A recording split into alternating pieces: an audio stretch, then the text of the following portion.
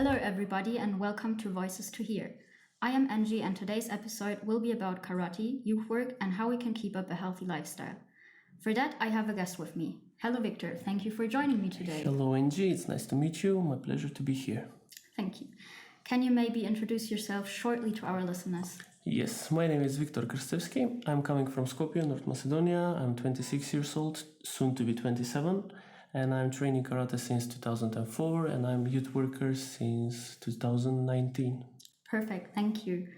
Viktor, you're a member of the Macedonian national karate team and a Balkan, Mediterranean and European medalist, if I'm right. Yes. When and how did you start with karate? It's not some fantastic story, my start of karate. Actually, it's pretty simple. When I was elementary school, 3rd grade, my friend started doing karate, so I wanted to join. And we trained together for like 6 months, and after that he quit, and I continued to do in another club, and this is where I am still. But is karate popular in Macedonia in general? Yes, I would say it's one of the most popular sports in Macedonia, and also one of the most successful, because we are the only ones that have medals from European championships, World championships, both in senior and junior categories. Quite impressive. Yes. So is there a difference between like other martial arts and karate, or do they all have like something in common? They have something in common, all of them, yes, because their origin is in East Asia, but the difference is mostly we are doing our fights standing, in opposing the other sports doing it on the ground or wrestling or something like this. But in general, more or less, it's martial arts, and they all have some similarities in between themselves. Okay. So since yourself are quite successful in karate, do you still have like an idol or someone you're looking up to? Maybe not.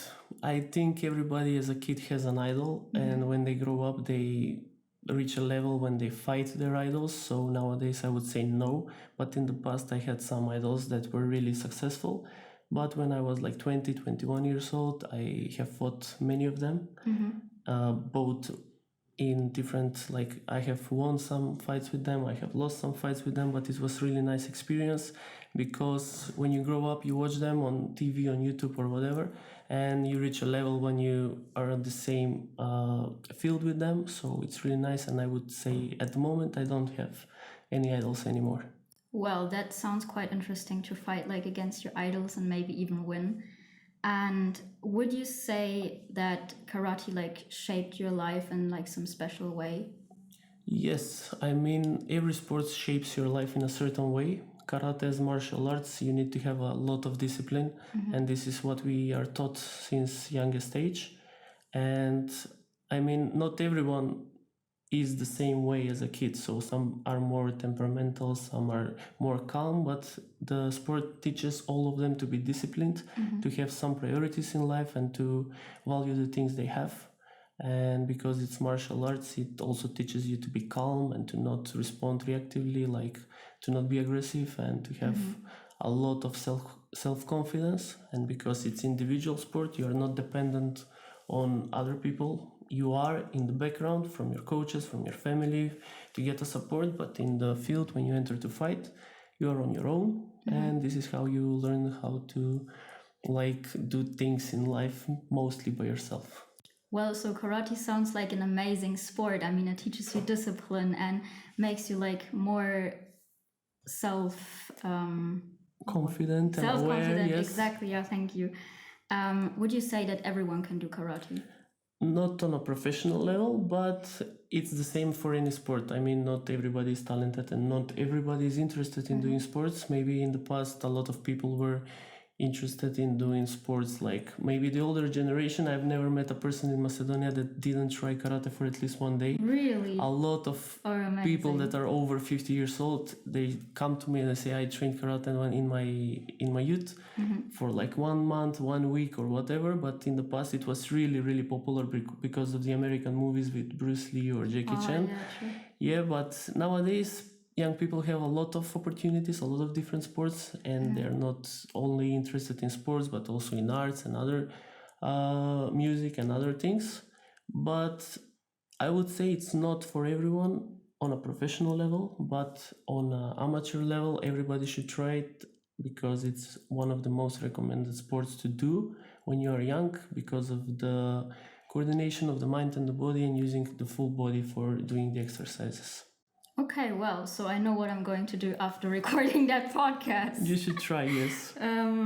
And are you also like working as a karate trainer, or are you also like helping the students yourself, or are you just like training as a participant? Yes, since 2 months ago I got my trainer certificate here in Macedonia, so it's quite new. Congratulations. Yes, and I'm training the younger fighters in my club, not the youngest that are 4 or 5 years old, but younger than me, who are more than like 10 years old, who already fight. And I'm not training them the basics, but I'm training kids who know already how to do the basics, and I'm teaching them how to fight, the tactics, the technique to do, what kind of fight they should take to a certain moment, and like the more experienced kids.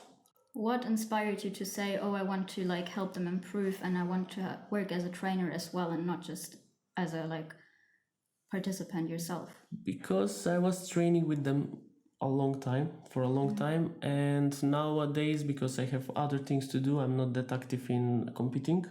I was like, my last competition was in March this year, the national championships. I was second place. Wow, And congratulations thank again. you. And I have trained with these kids for a long time, and I just want to improve their technique, because they have learned a lot of me, but not in a way that I was coaching them, but in a way we were training together. And now I think I have the knowledge and the experience to help them develop their own and maybe create some champions in the future, and also win some European or world medals with them. Well, that sounds like a plan. Besides that, I heard that you're also working as a youth facilitator in your free time or just as a work. Maybe you can tell me something about that. It's not like a free time, it's my full-time job. I am working as a project coordinator in the NGO Next Generation here in Skopje. I work there since 2019, and I have participated in more than 15 projects since now.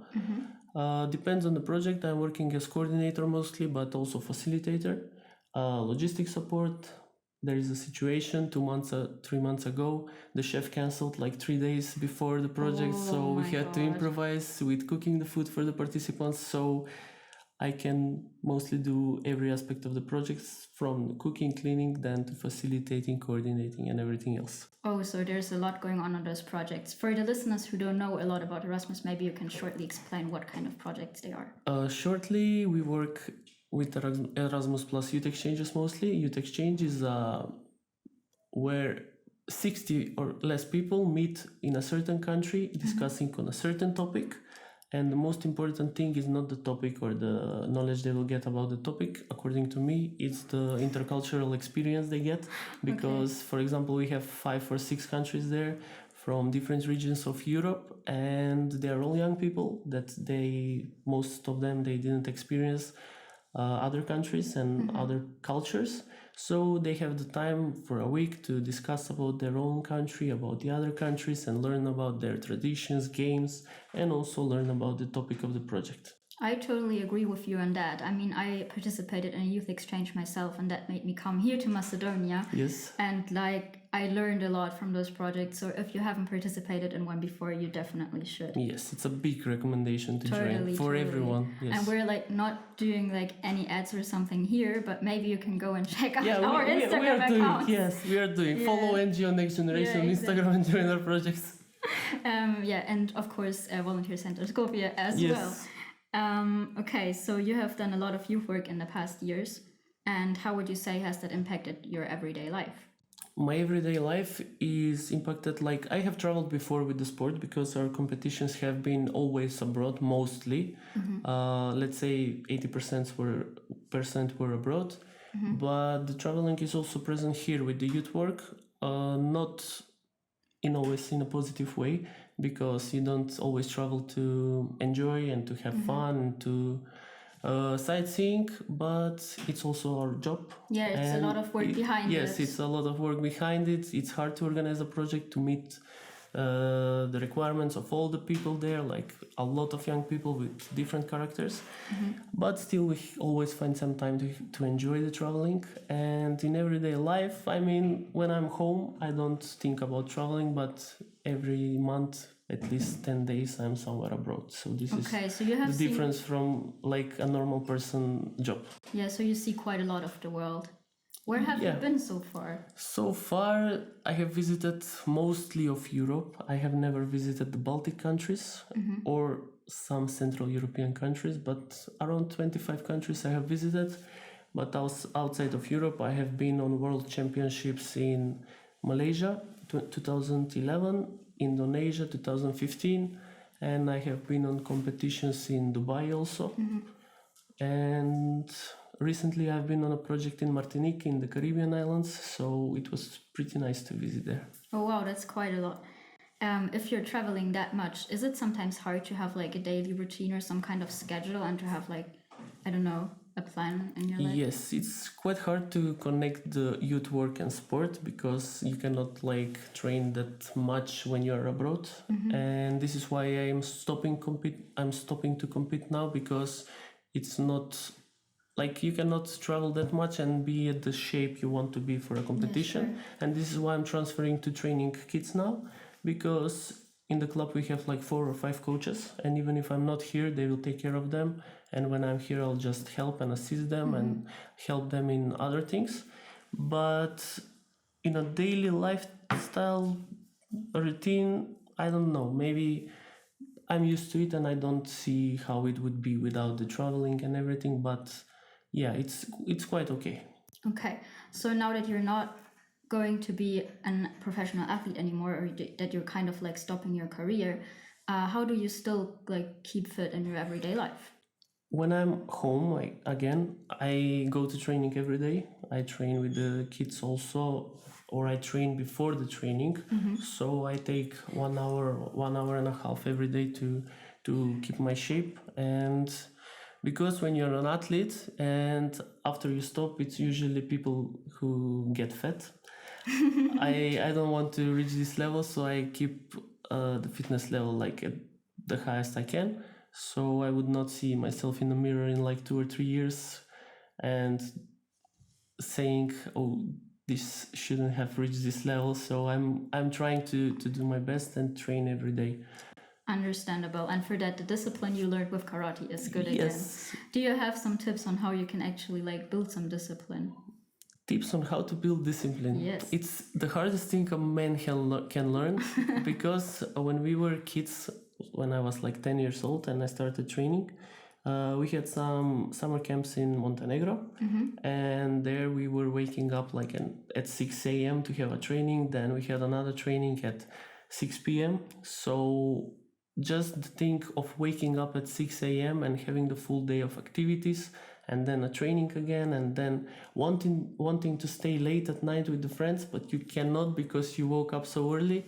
And this is the thing that creates the discipline, not like on purpose, but it's one of the things that you learn being in a group of people with good coaches. And I mean, everybody does not succeed in this because a lot of people quit, but if you are persistent in what you want to do and you want to achieve something and create like positive results, it's really, really good to have this discipline. But it's not like learnable or teachable in an easy way, so you have to work a lot of time for this. Okay, so maybe I should sign myself up for a training camp in Montenegro. That's Maybe, where yes. I see myself right now. Okay, so thank you very much. To sum it up, please guys, join a karate club and do some Erasmus Plus projects and your life will be amazing, probably. Probably, yes. Let's hope for it at least. Yeah. Thank you very much for joining me today, Viktor. I Thank think you, Angie. that's all. And goodbye. Goodbye. Voices to hear.